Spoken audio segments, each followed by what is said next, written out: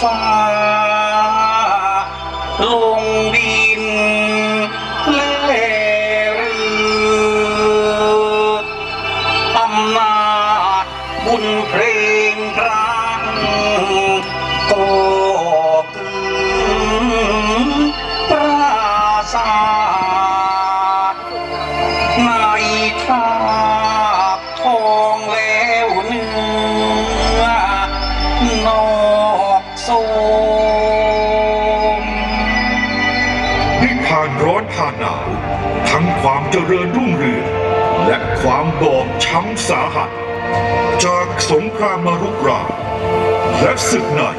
จากผู้คิดทุรยศต่อบ้านเมืองแม้เวลาร่วม200 ปีร่วมลุกถึงรัชสมัยสมเด็จพระมหาจักรพรรดิความวิปโยคก็หาได้หมดสิ้นไปจากกรุงศรีอยุธยาไม่เกิดชาติหน้าฉันใดขอให้ได้คู่บุญได้แอบอิงเสียงดังกังวานของเพลงพิสดารที่มุ่งหมายร้องขอบนบานต่อสิ่งศักดิ์สิทธิ์คือสนอสีที่ปลิ่งออกจากดวงจิตที่เปี่ยมล้นไปด้วยศรัทธาช้างสัตว์ศักดิ์สิทธิ์คู่บ้านคู่เมืองโดยเฉพาะช้างคือเป็นสัพพะรัตนะในดวงมณีสำคัญทั้ง7เสริมบารมีของกษัตริย์แต่ก็เป็นสาเหตุเดือดร้อนของบ้านเมืองได้พรุ่งนี้แม่จะตามเสด็จทูลกระหม่อมพ่อของลูกไปสู้ศึกการศึกครั้งนี้ใหญ่หลวงนะสมเด็จแม่หากสมเด็จแม่เป็นอะไรไปลมหายใจของแม่หากสิ้นไปแต่ลมหายใจของพ่อเจ้าอยู่หัวของลูกๆของไพร่ฟ้าของแผ่นดินและลมหายใจทั้งสิ้นของความเป็นไทยยังคงสืบต่อไปพระราชปณิธานอันแรงกล้าและด้วยสายสัมพันธ์อันมหัศจรรย์ที่ทรงมีและยั่งลึกถึงดวงใจของพลายสุริยะกษัตริย์ช้างทรงคู่พระบารมี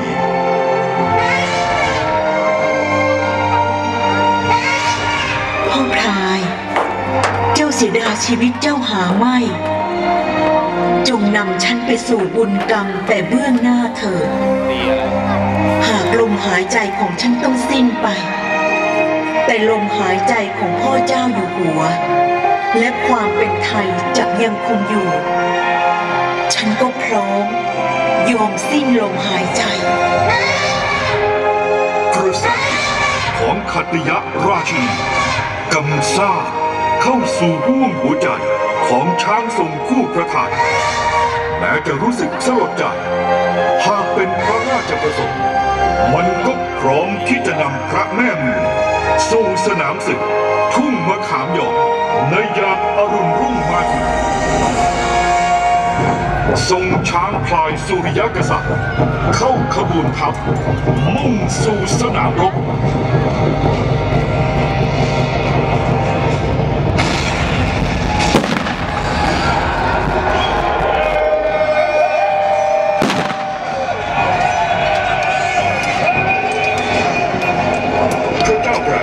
ทรงช้างต้นพลายเทวนาคพินาศสูง6 ศอกคืบ7นำทัพหน้าหงสาวดีรายล้อมทัพหน้าอยุธยา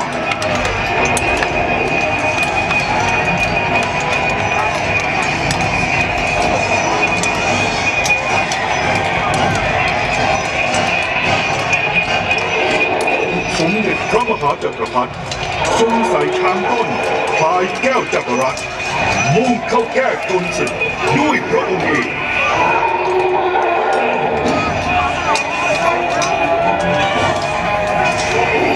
ยุทธหัตถีสงครามแห่งเกียรติยศของมหากษัตริย์ธิราชาช้างทรงที่ใจแข็งแรงกว่าย่อมจะได้เปรียบพลายเทวนาคพินาศจึงพึกเหิมด้วยพละกำลังที่เข้มแข็งกว่าไล่แทงพลายแก้วจักรวรรดิช้างทรงสมเด็จพระมหาจักรพรรดิเสียหลัก ถอยร่นไม่เป็นกระบวน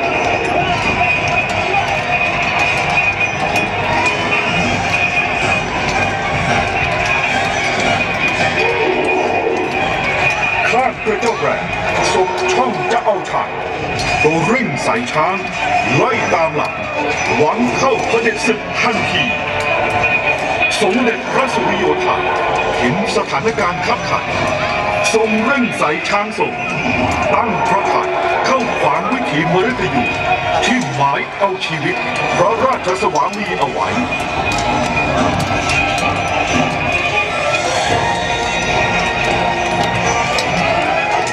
รักมโนแน่วแน่ที่จะสลัดได้แม้พระชนชีพเพื่อปกป้องพ่อเมืองและขืนแผ่นดินอันเป็นที่รัก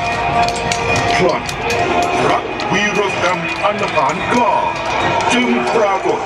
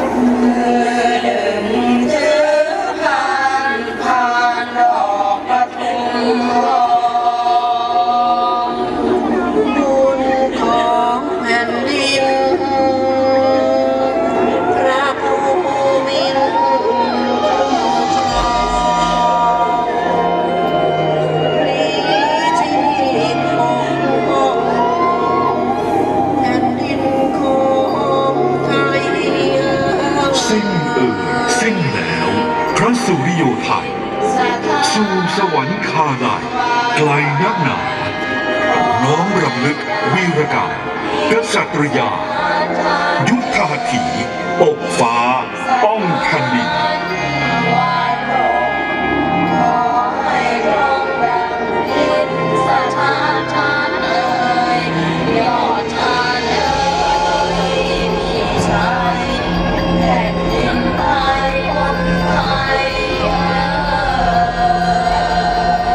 ศึกครั้งนี้หงสาวดีเลิกทัพกลับไปไม่อาจเอาชัยเหนือกรุงศรีอยุธยาได้ความเป็นไทยยังคงอยู่กรุงศรีอยุธยายังมั่นคงอยู่หากแต่แรกด้วยพระชนชีพพระสุริโยไทยพระนามผู้เป็นยอดวีรกษัตริย์ของชาวไทยทุกคน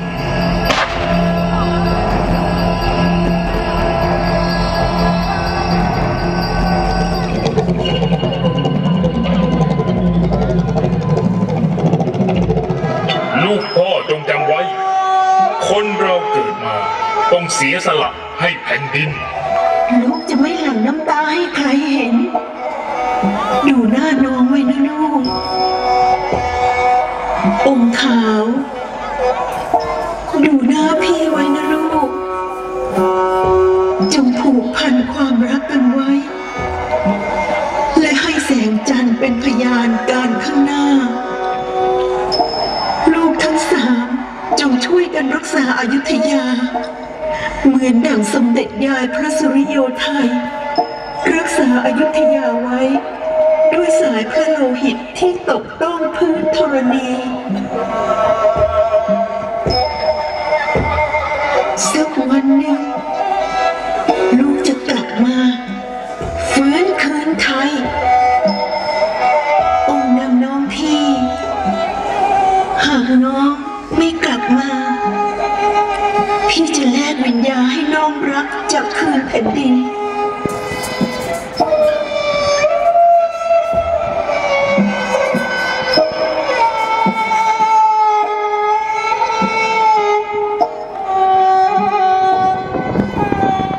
เอาพี่ของเราคืนมา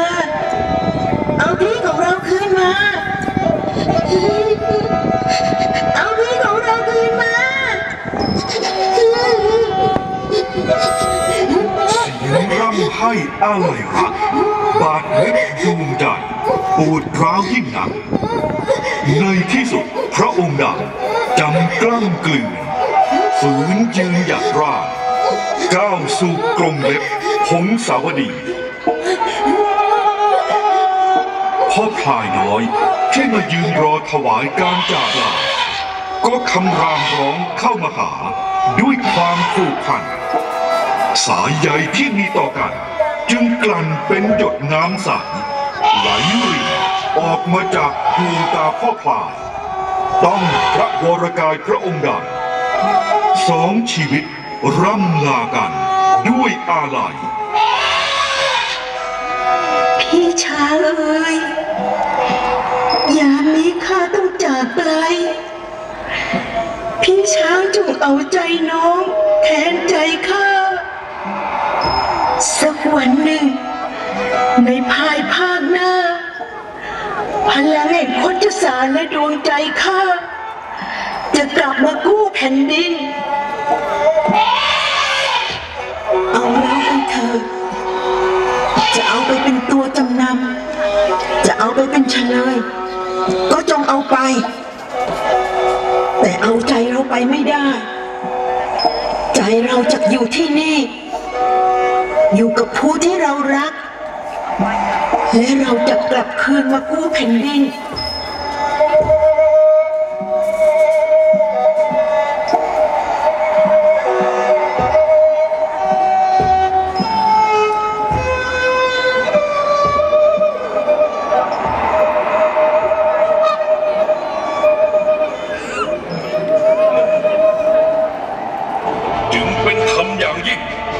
ที่เราขอประกาศเป็นคำสัตย์ปฏิญาณนับการนี้สืบไปกรุงศรีอยุธยาเป็นไทยไม่ขึ้นแก่หงสาวดีไมตรีระหว่างสองแผ่นดิน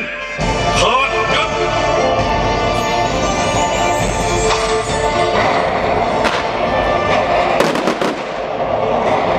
ไม่ช้าไม่นานจึงทรงเร่งฝึกกำลังไพร่พลทหารฝึกช้างและยุทธวิธีการรบที่หลากหลายรูปแบบเพื่อปกป้องแผ่นดินไทยทรงฝึกช้างเพื่อกระทำยุทธหัตถีเป็นกระบวนยุทธสำหรับพระมหากษัตริย์เท่านั้นการต่อสู้บนหลังช้างเป็นการต่อสู้อันยิ่งใหญ่ยิ่งด้วยพระเกียรติยศ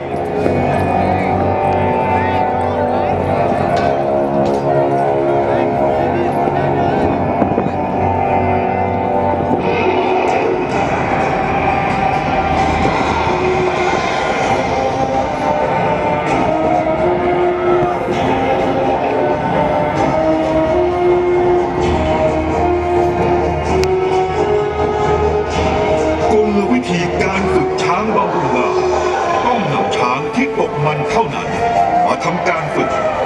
เพราะในการชนช้างหากช้างฝ่ายใดไม่ตกมันก็จะไม่กล้าสู้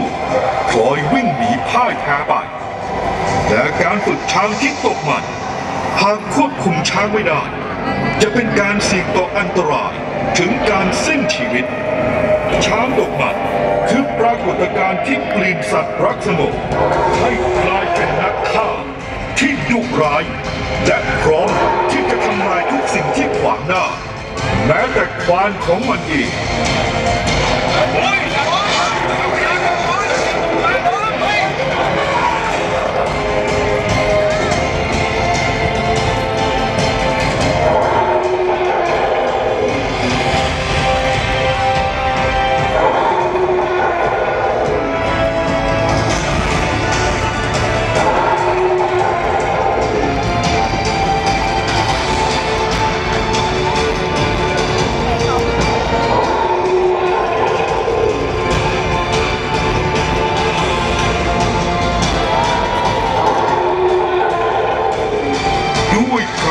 ยาธิการสมเด็จพระนเรศวรทรงอธิษฐานจิตสู่พญาช้างสาวพลันความมหัศจรรย์แห่งพระบารมีก็บังเกิดวันจันทร์ที่ 18 มกราคม 2135 แรม 2 ค่ำเดือนยี่ปีมะโรงเวลาเช้า สมเด็จพระนเรศวรและพระเอกาทศรสทรงแต่งเครื่องพิชัยยุทธประทับบนคอช้างเจ้าพระยาชัยยานุภาพและเจ้าพระยาปราบไตรยักษ์เป็นทัพหลวงรออยู่จนเวลาใกล้เที่ยง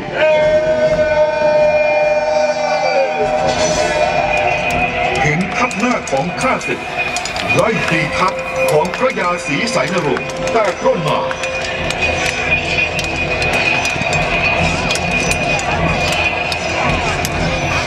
ทรงขับพระคชาคารทั้งสองเข้าตีโอบกองกำลังพม่าที่ติดตามมานั้นทันที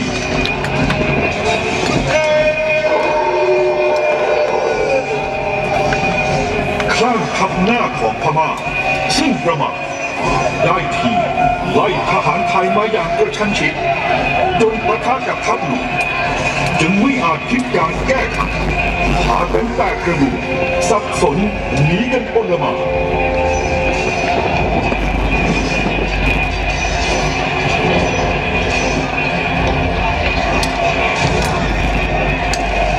ขณะนั้นทั้งเจ้าพระยาชัยยานุภาพและเจ้าพระยาปราบไตรยักษ์ทั้งสองเป็นช้างชนะงากำลังตกมันจึงออกกวดไล่ช้างฆ่าศึกพาเอาสมเด็จพระนเรศวรและพระเอกาทศรสเข้าไปอยู่ท่ามกลางวงล้อมของข้าศึกดาบต่อดาบทั้งคนเดินเท้าและทหารม้าต่างเข้าฟันแทงตะลุมบอลกันแต่ประชิดตัวจนฝุ่นตลบอบอุ่นปกคลุมไปทั้งสมรภูมิหนองสาหร่าย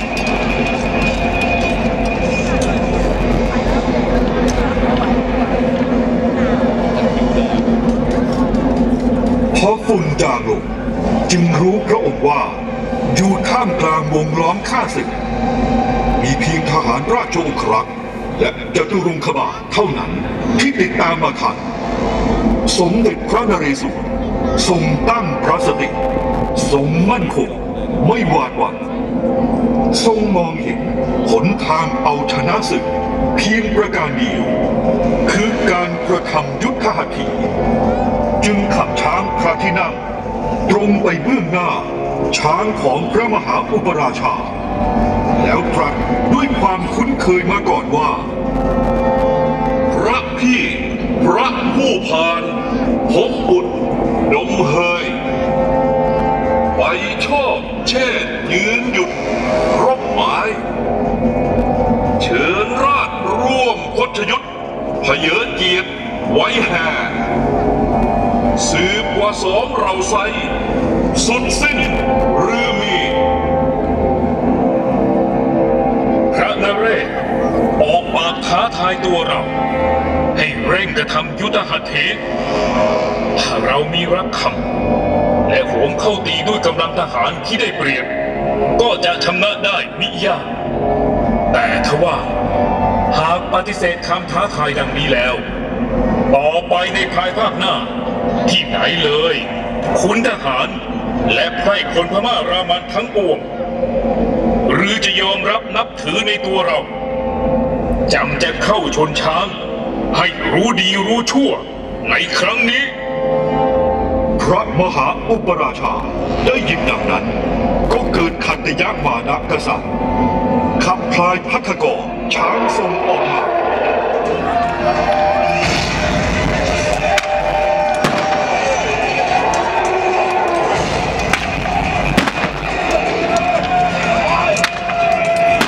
สมเด็จพระเอกาทศรสก็ได้ทรงกระทำยุทธหัตถีกับเจ้าเมืองจาปโรด้วยเช่นกันพระนเรศวรและพระมหาอุปราชาขับช้างส่งเล่นเข้าปราบงาเจ้าพระยาชัยยานุภาพกำลังคลั่งน้ำมันเมื่อเห็นช้างข้าศึกก็โหมเข้าแทงทันทีไม่มียั้งพลายพัทกรเมื่อได้ปรีได้ล่าแต่คุณเจ้าพระยาชัยยานุภาพเก่งจนขวางตัวพระมหาอุปราชาได้ทีเหลือพระแสงของเงาขึ้นฟันทันใดสมเด็จพระนเรศวรทรงเห็นวิถีคมสาคราวุธวาดลงมา จึงทรงเบียนพระองค์ลบทันถูกแต่ชายพระมาลาขาดวิ่งไป